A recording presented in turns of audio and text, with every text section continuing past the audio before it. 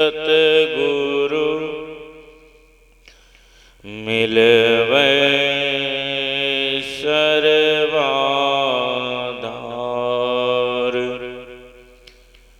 मंगलमय मंगल करनो विनबो बारंबार। मेरा मुझ में कुछ नहीं, जो कुछ है गुरु तोर। तेरा तुझको सोभता क्या लागत गुरु मोर। श्री सद्गुरु महाराज की जय। परमाराध्य संत सद्गुरु के चरणों में इस दास का कोटि कोटि नमन। मंचासन पूज्यपादाचार्य स्वामी श्री पूर्ण चेतन जी महाराज के चरणों में कोटि सा नमन। स्वामी जगन्नाथ जी महाराज के चरणों में कोटि सा नमन। मंचासन पूज्य गुरुजन, सत्संग में उपस्थित सज्जन वृंद, माताओं एवं बहनों, सबों को प्रणाम। अभी आप लोग श्री रामचरितमानस से पाठ श्रवण किए। उनमें आज का जो विषय बना है आप सुन चुके। आज का जो विषय बना है मनुष्य शरीर की विशेषता।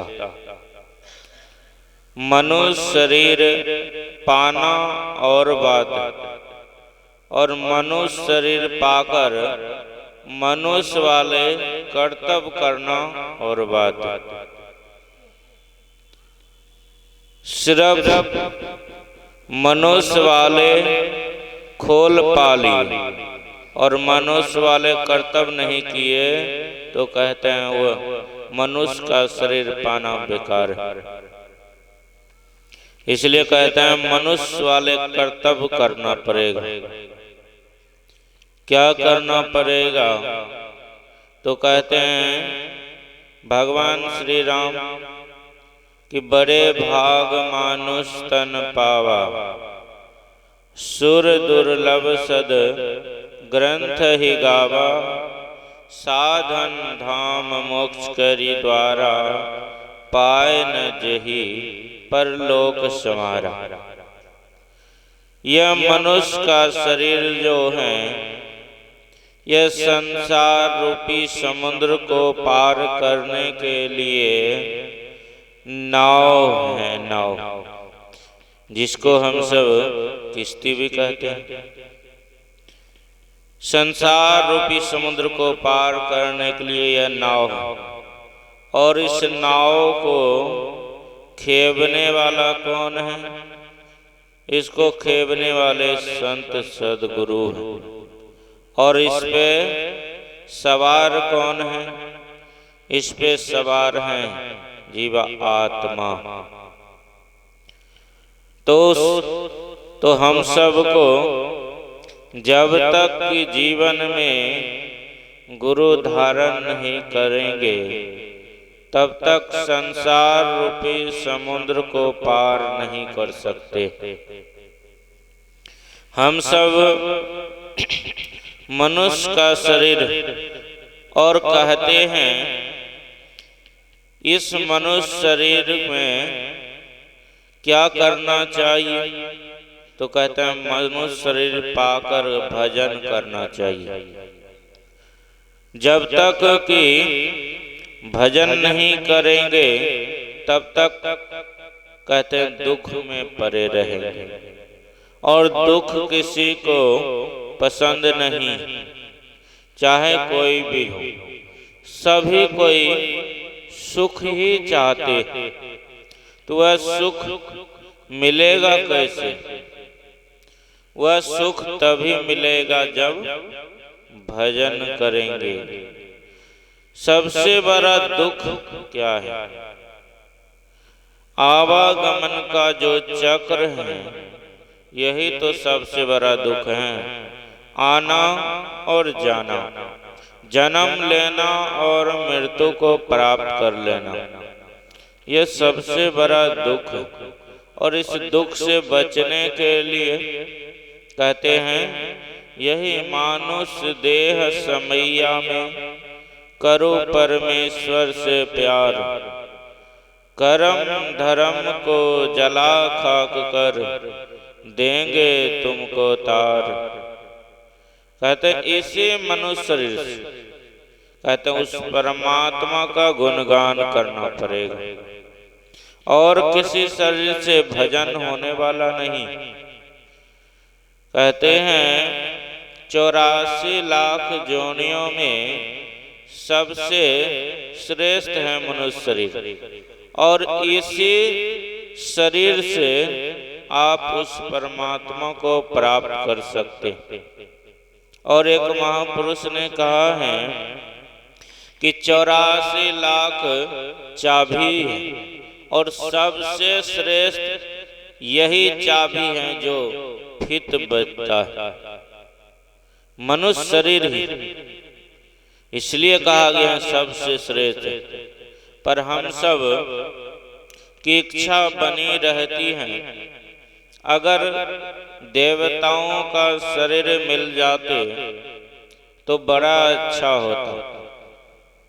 देवताओं का शरीर मिलता तो स्वर्ग में रहते, पर कहते हैं वहां भी आपको सदा नहीं रहने देगा। जब तक कि पुण्य का पूंजी तभी तक आप वहां रह सकते हैं, और पुण्य का पूंजी खत्म होने के बाद पुनः इसी शरीर संसार में आना पड़ता है। तो महापुरुष ने कहे हैं, नर्तन दुर्लभ देव को सब कोई कहत पुकार, सब कोई कहे पुकार देव देही नहीं पावे। ऐसे मूर्ख लोग स्वर्ग के आस लगावे, पुण्य छिन सोई देव स्वर्ग से नरक में आवे। भर में चारों खान पुण्य कहीं रिझावे, तुलसी सतमत तत् गहे स्वर्ग पर करे खखार। नर्तन दुर्लभ देव को सब कोई कहत पुकार। तुलसी साहब कहते हैं, मैं स्वर्ग पर खखार करता हूँ, वह स्वर्ग हमें नहीं चाहिए। कबीर साहब भी कहते हैं, राम बुलावा भेजिया दिया कबीरा रोय, जो सुख साधु संग में सो बैकुंठ न हो। कहते हैं कि कबीर साहब को लेने के लिए विमान आई, तो कबीर साहब कहते हैं हमें स्वर्ग नहीं चाहिए। वैसे स्वर्ग हमें नहीं चाहिए कि वहां से पुनः इस शरीर संसार में आना पड़े, पर हम सब स्वर्ग चाहते हैं। जो देवताओं को भी कहते हैं, यह मनुष्य का शरीर जो है देवताओं को भी दुर्लभ है। देवता लोग भी चाहते हैं मनुष्य का शरीर मिले, और हम सबको तो प्राप्त हैं। अगर अभी भी हम सब भजन नहीं करेंगे तो कहाँ जाएंगे? इसलिए भजन कीजिए, भजन यात्री कीजिए, और बात में देर और बात में देर, जगत में जीवन थोड़ा, मानुष तन धन जात, गोर धरी करो निहारा। कांच महल के बीच में पवन पक्षी एक रहता, 10 दरवाजा खुला और उनको नित उठ चाहता। भज लीजिए भगवान को, यही में भल है अपना। आवागमन मिटे छुते जन्म मरण की कल्पना। पलतू अतक न कीजिए घर 84 फेर। भजन यात्री कीजिए और बात में देर। कहते हैं भजन पहले कर लीजिए। जो हम सब कहते हैं कि आज नहीं कल करेंगे, कहते हैं आज काल मत कीजिए। काल जो है आपको मौका नहीं देगा कि आपने शुभ काम सोच रखे हैं, आपको मौका दे देंगे।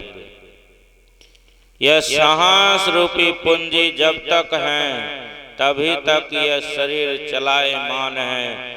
जिस दिन यह सांस रूपी पूंजी खत्म हो जाएगा, उस दिन इसका कोई गिनती नहीं होगा। एक महापुरुष ने कहा है, जब तक तेल दिए में बाती जगमग जगमग हो रहा, जल गए तेल लिपट गए ज्योति। कहते हैं ले चल हो रहा।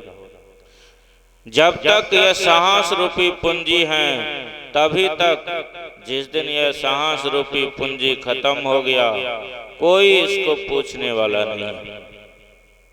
इसलिए कहते हैं, और महापुरुष ने कहे हैं, यह पानी का सा बुलबुला है।